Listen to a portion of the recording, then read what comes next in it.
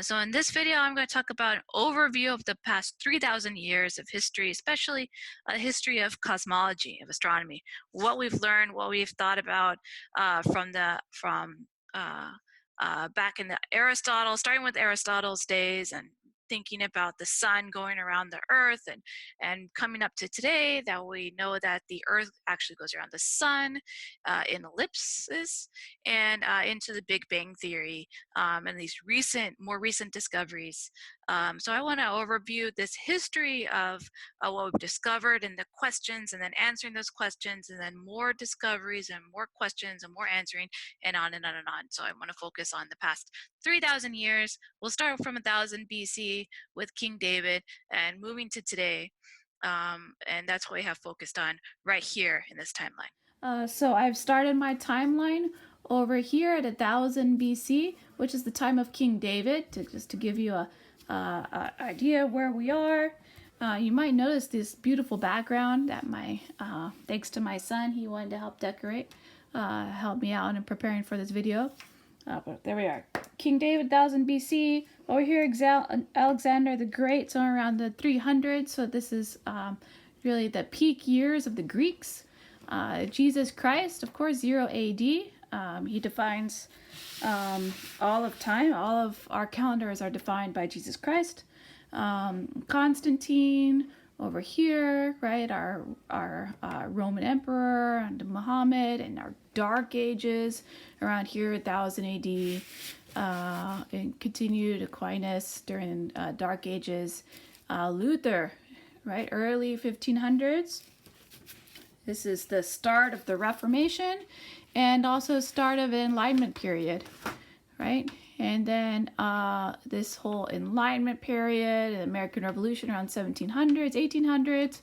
And then we get closer to today. We have bunched in here World War I, World War II.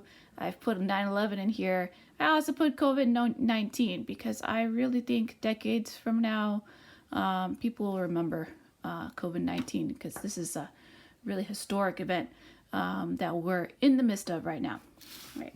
But here we go. Let's focus on what's happened with the cosmology here. I gotta put this where we can see our 1000 BC. All right. Let's start with these first 2,000 years, or first 2,000 years of my timeline, I guess I should say. All right, starting from 1000 BC. Around that time, right, that was before science, as a lot of people like to say, including Prof. LaFountain, right? Before science, they were just starting to think about science. They had a lot of engineering, right? The bronze and gold, Thales over here in the 800s. But the first major scientist who talked about astronomy and cosmology, or one of the big key figures, okay, not the first, but the key figures that we're going to talk about over here, we have all of the Greeks, right? Greeks, including, I want to emphasize Aristotle.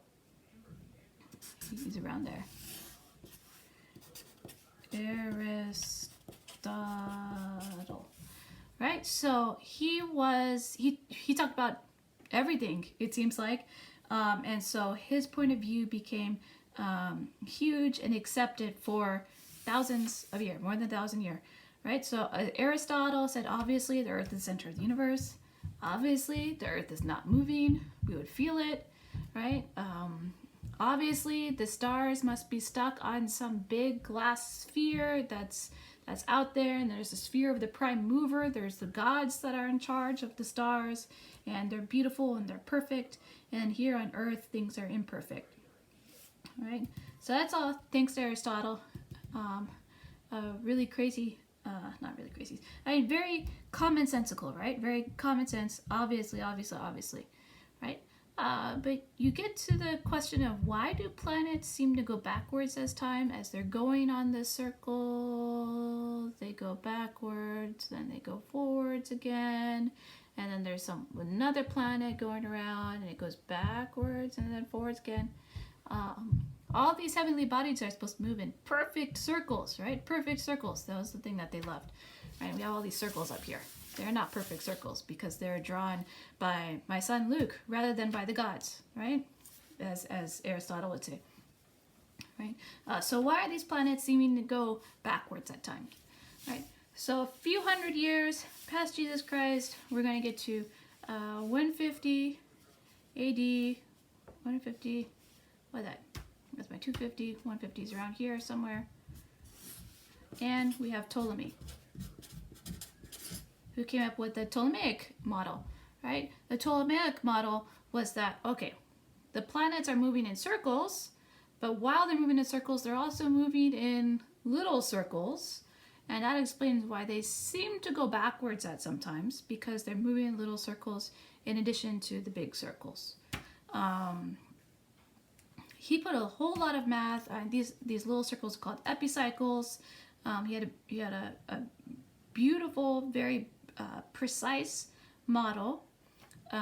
Although it did bother some people, right? Why are these orbits so complicated? It's supposed to be just one perfect circle, and in order to keep it a perfect circle, we got to add these other little perfect circles. And it's just what's going on? Why is it so complicated? Right. So there's these questions going on, but we get into the Dark Ages, and not much happens. So we gotta fast forward to 2000. Okay, let me check, make sure this video is you can see everything. All right, awesome. All right, so we got our Dark Ages. Not much is happening. Reformation. People are starting to think. They're starting to use their brains, their reasoning, and we're going to jump to Copernicus, right? Around 1550, right? Copernicus. And there's a whole period of about a spectrum of about 50 years or so, right? There are other scientists that are in this list, right? Brahe, Kepler, Galileo, right? Copernicus started it, right? Really having an open mind. Let's think about what makes the most sense. Copernicus says that if they have to move in perfect circles, let's get rid of Ptolemy's little epicycle things. And if they move in perfect circles, what really makes the most sense is that the Earth is moving around the sun and all the planets are moving around the sun. If we say that everything is moving around the sun, then we know that then everything can be in perfect circles, right? If everything moves around the sun, then everything can be moving in perfect circles, and it makes things much more nice, right? And so Copernicus came up with this idea. Brahe and Kepler put more math to it and more details to it. Kepler was the guy who said it doesn't necessarily have to be circles. Maybe they're ellipses rather than circles, which was crazy back then. It turns out he's right. We still teach Kepler's laws, that actually the planets move in ellipses, and Galileo really had the definitive proof, right? By looking in the telescope, seeing the phases of Venus, it definitively proved that Venus went around the sun rather than around the Earth, right? Right? And so we get all these, we finally figure out the correct orbits, and that the sun is the center of the Earth. We move forward a little bit after that. Another huge character here is Newton, right? Right? The question was, how do the planets actually move? Is there really some gods that are moving everything and applying a force to everything in order to make it stay in this motion? Newton said, you know what, the planets are actually controlled by gravity. The same gravity we experience here on Earth is the same gravity that the planets are experiencing as they go around the sun. Right? So he said, these planets that are up there, we think they're so amazing and perfect and heavenly, but they're really just rocks that are out there, and they're just controlled by the same physical laws as we are and as the rocks here on Earth are. Right? So that basically explained everything, right? Okay, that's how the planets move. That's why the planets move. All right, it's just the whole universe is a machine. It's all explained. We know everything, right? This whole period, we know everything. We get to around 1900, right here.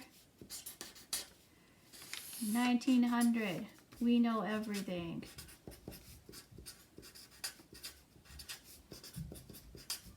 Everything.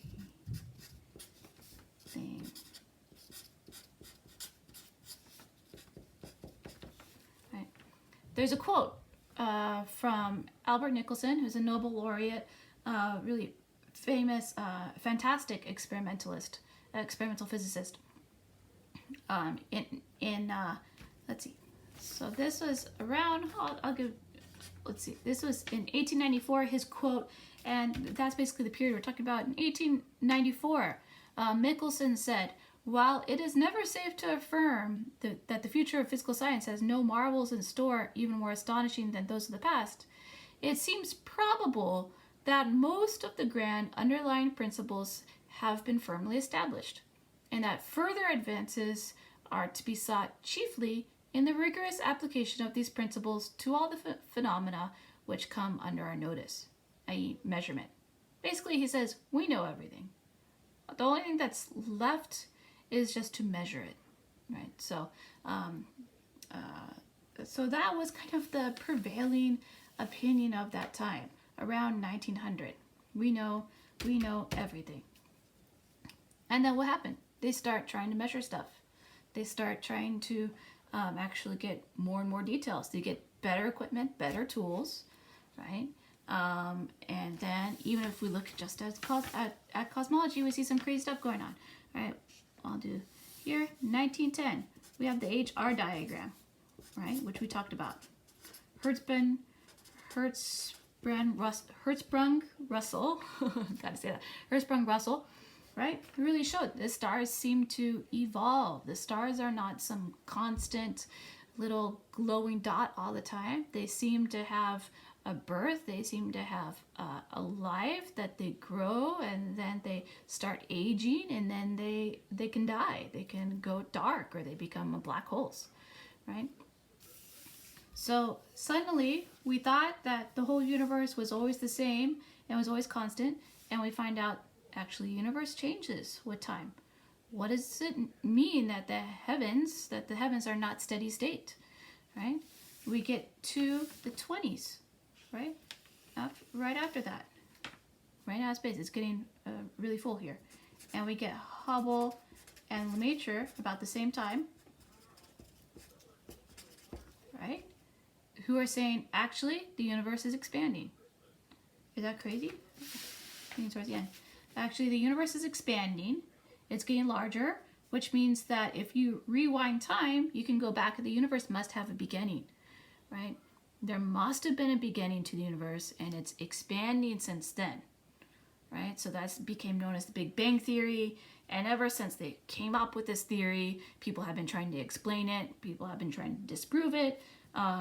There's so much evidence that points to the fact that the universe had a beginning, that it's almost accepted.